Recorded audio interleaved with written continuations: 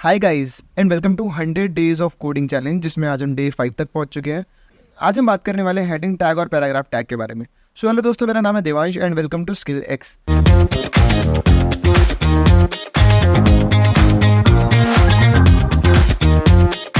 यार, जैसा कि आपने देखा, अभी हमने लास्ट वीडियोस तक हमने बात करी बेसिक्स ऑफ मेटा टैग्स के बारे में, हेड टैग के बारे में। आज हम अपनी डिस्कशन आगे बढ़ाते हैं HTML में ही, और आज हम बात करते हैं हेडिंग टैग और पैराग्राफ टैग के बारे में। ये दोनों क्या होते हैं, इनके बारे में बात करते हैं। चलो, अभी तक हमने जो भी काम करा आपने देखा, ये हमारे लास्ट वीडियो का कंटेंट है। अभी तक हमने कल मेटा टैग लिखे थे, कीवर्ड क्या होते हैं, डिस्क्रिप्शन क्या होता है, रोबोट क्या होता है। अगर आपने लास्ट वीडियो नहीं देखी है तो डिस्क्रिप्शन में आपको लिंक दिख रही होगी पूरे प्लेलिस्ट की, आप लास्ट वीडियो में जाकर देख सकते हैं, यानी डे 4 को। आज हम डे 5 पर। आज हम बात करते हैं बॉडी के बारे में। अभी तक हमने जितना भी काम करा है, किस में करा है बॉस? अभी तक हमने सारा काम करा है हेड में। एक बार हेड में आपको फिर बता दूँ हेड का क्या काम होता है। हेड के अंदर हम मेटा के सारे अपने कैरेक्टर लिखते हैं, अपना टाइटल का डॉक्यूमेंट लिखते हैं, अपना टाइटल का वो लिखते हैं नेम, क्या उसका नाम होगा, और इसके अंदर सारी रेफरेंसेस होती हैं, मतलब कीवर्ड्स, रोबोट्स, डिस्क्रिप्शन, इन सब के बारे में बात करते हैं। मैंने और थोड़ा बहुत डिस्कस किया था कि जो SEO जनरेटेड चीज़ें होती है वो सब मेटा के अंदर लिखी जाती है। आज बात करते हैं हम हेडिंग और पैराग्राफ के बारे में। तो हेडिंग और पैराग्राफ को समझाने से पहले मैं एक बार आपको फिर टाइटल बता दूँ। तो लेट्स सपोज आज की वीडियो का हमारा टाइटल होने वाला है हेडिंग, एक मिनट, हाँ, heading and paragraph. Paragraph GRAPS spelling रहता है, PRA पैराग्राफ है ना, हाँ ठीक है जी। Headings and paragraph. देखो, मैंने क्या कंट्रोल S करा, मैं करता हूँ गो लाइव। मैंने करा है जी गो लाइव। ओके, तो जैसे मैंने गो लाइव करा, आप देख सकते हैं इसने मेरे को दिखा दिया, यहाँ पर टाइटल आ गया हेडिंग्स एंड पैराग्राफ। इसके अलावा इसने मेरे को कुछ भी नहीं दिखाया, कुछ भी नहीं दिखाया। आप देख सकते हैं क्या दिखा रहा है मेरे को, हेडिंग एंड पैराग्राफ। ये हमने ये सब सीख लिया था लास्ट वीडियो में। तो दोस्त, आज की वीडियो हमने बनाई किस लिए है? आज हम बात करेंगे हेडिंग के बारे में। तो अपना कंप्यूटर खोलो यार, सबसे पहले आप लिखो एक मिनट, क्लोजिंग टैग। ये H दिख रहा है, इन्हें टैग बोलते हैं। ये ओपनिंग टैग होता है, क्लोजिंग टैग होता है। इसके अंदर मैं लिखता हूँ this is 100 days of coding. तो यहाँ मैंने लिखा this is 100 days of coding. Control S करके सेव करा है। देखो क्या दिखा रहा है मेरे को, मेरे को इसने लिख के दिखा दिया। अब मुझे पता कैसे चलेगा हेडिंग है या नहीं है? तो एक्चुअली मैं एक चीज़ करता हूँ, इसको थोड़ा बड़ा करता हूँ, H1 लिखता हूँ मैं, H1। कंट्रोल S करता हूँ, देखो कितना बड़ा हो गया। तो ये क्यों हुआ है यहाँ पर? मैंने H1 का मतलब क्या है? तो बेसिकली HTML में 6 टाइप की अपनी हेडिंग होती है। ये मैंने H1 लिखा, अब मैं आपको H2 लिख कर दिखाता हूँ। एक सेकेंड, हाँ, H2, ये रहा अपना H2, सॉरी। H2 में मैं सेम लिखता हूँ, यही this is 100 days of coding. इसको मैं कॉपी कर लेता हूँ, एक मिनट, हाँ, ये मैंने कॉपी कर लिया। कंट्रोल S करता हूँ, तो देखो अब टेक्स्ट हो गया छोटा, पहले बड़ा था अब छोटा हो गया। अब एक और टेक्स्ट के बारे में बात करते हैं, यहाँ पर H3 के बारे में। H3 कैसे दिखेगा हमें? एक सेकेंड गाइस, H3 ले लिया है। यहाँ पर मैं टैप करके, एक सेकेंड, वेरी सॉरी, मैं एक साथ 3-4 लिख लेता हूँ। मैंने H3 लिखा है, अब मैं H4 लिख लेता हूँ। H4 मैं आपको सारे एक साथ दिखा दूंगा क्या साइज़ किस हेडिंग का होता है। H5, थोड़ा सा यार स्पीड स्लो लग रही है क्योंकि मैं ना सोचना पड़ रहा थोड़ा सा। H6। अब गाइस देखो, एक एक करके सबके बारे में बात करते हैं। H1 H2 का साइज़ आपने देखा, ये सबसे बड़ा साइज़ होता है H1, फिर H2, H3, H4, H5, very sorry, H5, H4 ने डाला, H4, H5, H6। तो देखो मैंने सारी हेडिंग्स डाली, सेव करा। तो यार देखो हेडिंग का साइज़ क्या होता है, फ़ॉन्ट साइज़ यहाँ से स्टार्ट हो रहा है HTML की हेडिंग का। ये रहा, सारे साइजेस मैंने दिखा दिया। अब H7 कुछ नहीं होता है बेसिकली यार, 6 तक हेडिंग होती है अपनी। H6 तक हमारा HTML काम करता है। तो ये हो गई हेडिंग की बात। आगे बात करते हैं पैराग्राफ क्या होता है। देखो मैं आपको पैराग्राफ समझाने से पहले एक चीज़ बताता हूँ। अगर मैं लिखूँ ना लॉरेम, ये एमिट एब्रीविएशन क्या दिखाते हैं, एमिट एब्रीविएशन।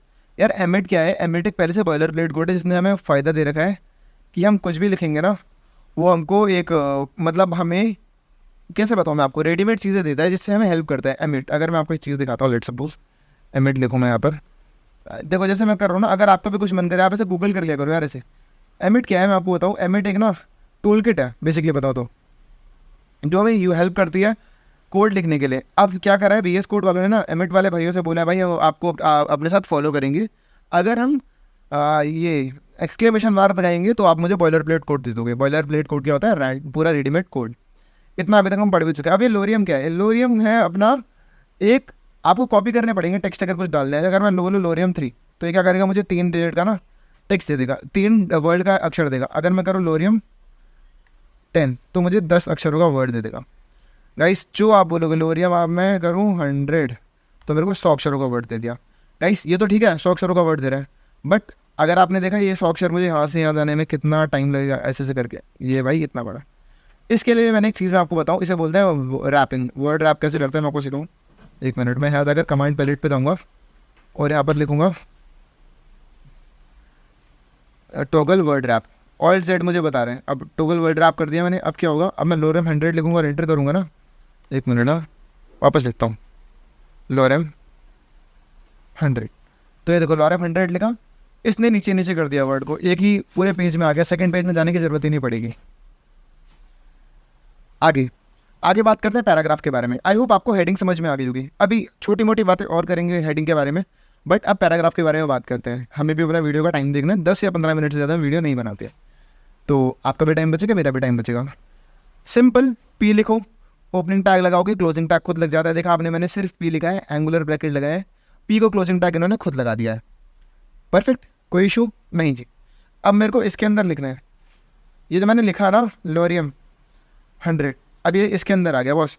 ये वाला तो कमेंट आउट करना है, मैंने आपको सिखाया था कमेंट आउट कैसे करते हैं।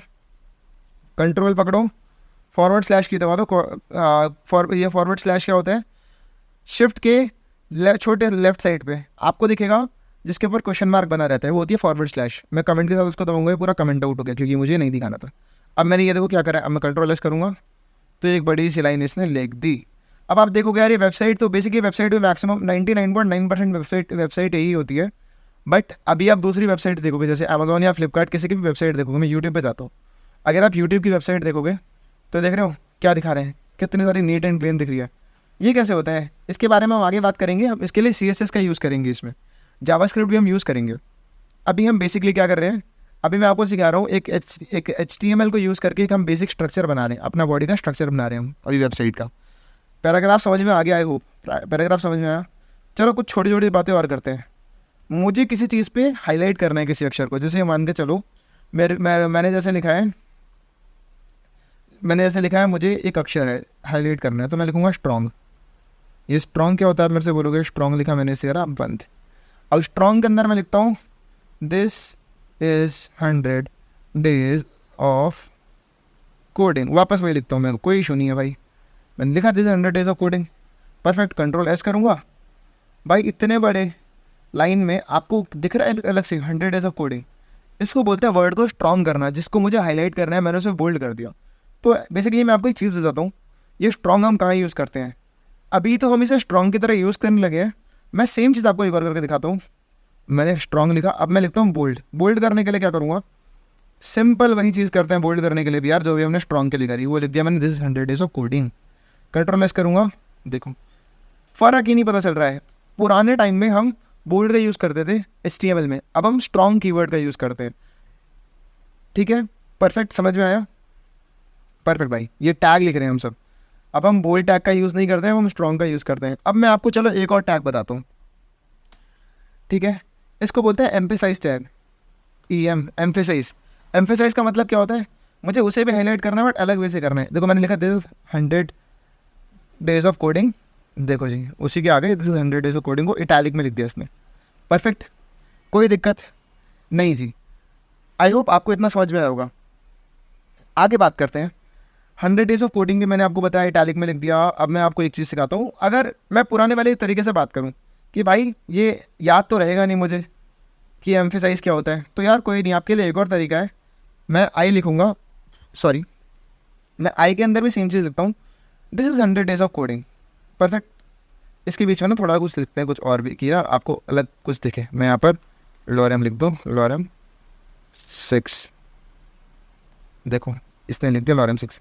कंट्रोल एस करूँगा तो मैंने यहाँ लिखा था this is 100 days of coding, उसके बाद लॉरेम मैंने कुछ वर्ड लिखे हैं, मतलब कुछ ऐसी रैंडम सैम्पल वर्ड लिखे हैं जो मुझे बार बार किसी और वेबसाइट से लेने की ज़रूरत नहीं है, और ये लिख दिया दिस 100 डेज ऑफ कोडिंग।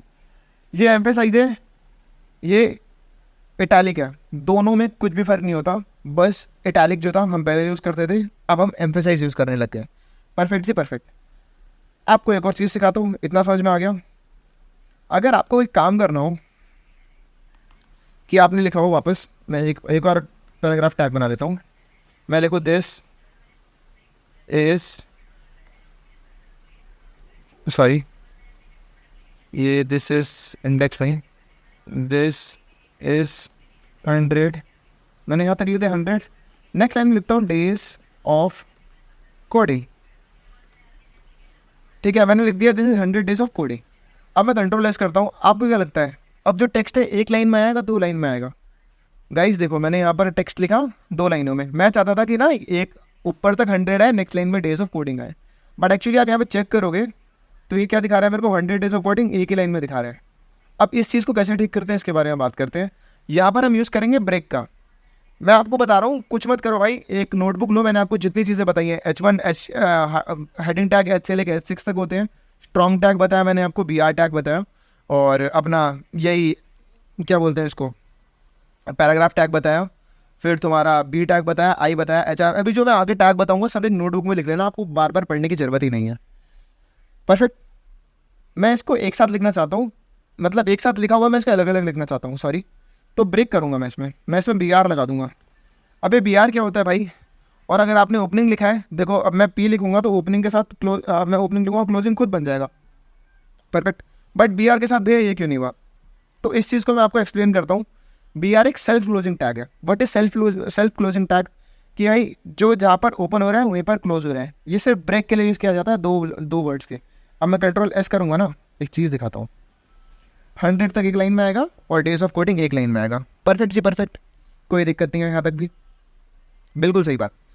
मैं आपको एक और बार BR यूज़ करके दिखाता हूँ। ये लॉरियम एप्सम लिखा है, परफेक्ट, यहाँ पर BR यूज़ करते हैं। यहाँ पर मैं लिखता हूँ BR, कंट्रोल एस कर दिया भाई, अलग लाइन में चला गया तो लॉरियम एप्सम की बात, बिल्कुल ठीक बात। अब एक बात बताता हूँ मैं आपको, मैंने यहाँ तक तो भाई ठीक है, मेरे को समझ में आता है कि मैंने इतना लिख लिया। इसके बाद मेरे को ना यहाँ पर एक लाइन डालनी है कि मैं डिस्टिंग्विश कर पाऊँ ऊपर अलग चीज़ और नीचे अलग चीज़ है।